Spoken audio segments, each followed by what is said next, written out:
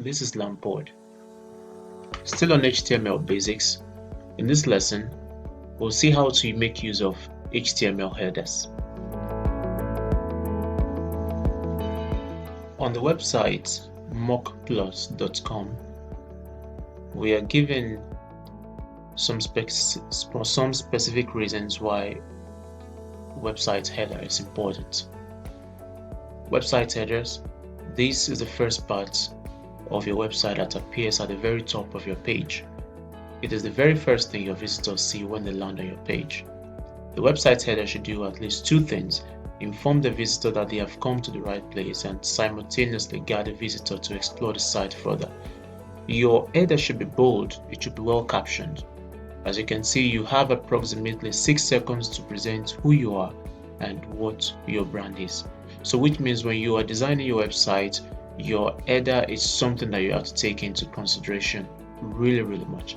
Let's see some examples of some websites that make the right use or the best use of headers in presenting what they have to offer on their website.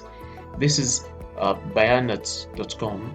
You can see the header is quite big and it's captivating. This is Mockplus Cloud, the same website that we're reading right now. This is the header, and this is WPS. WPS is the rival to Microsoft Office, and there is GoDaddy, where you can purchase your domain name and also get your hosting. And this is Slack. We know what developers do with Slack. Here is a cool club. You can see their header, their captivating message, the Ana Santos, see their headers. So you can see something is common about all these sites, and it's like a standard. They all have headers to tell their story to an audience, because you've got just 6 seconds to be able to tell users what your website is all about. Now let's get started on making use of our own headers in our project. H1.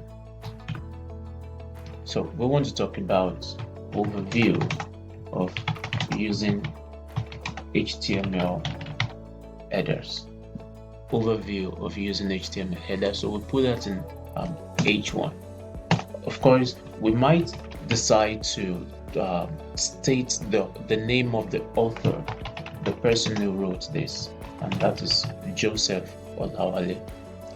Probably we could decide to add what date he wrote it. Let's say 27 September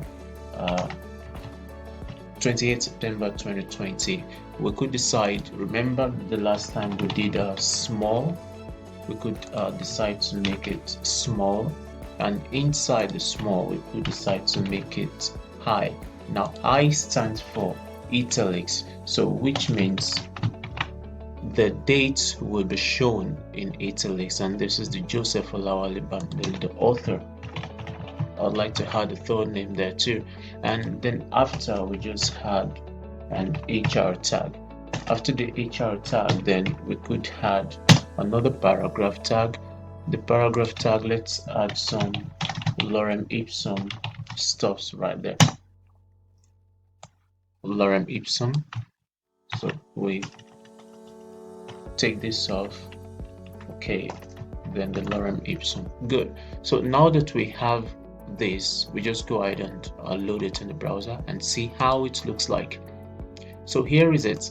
You see the header, the name of the author, and then the date. Now this looks cool. You just have to agree with me. I think I've done a nice job here.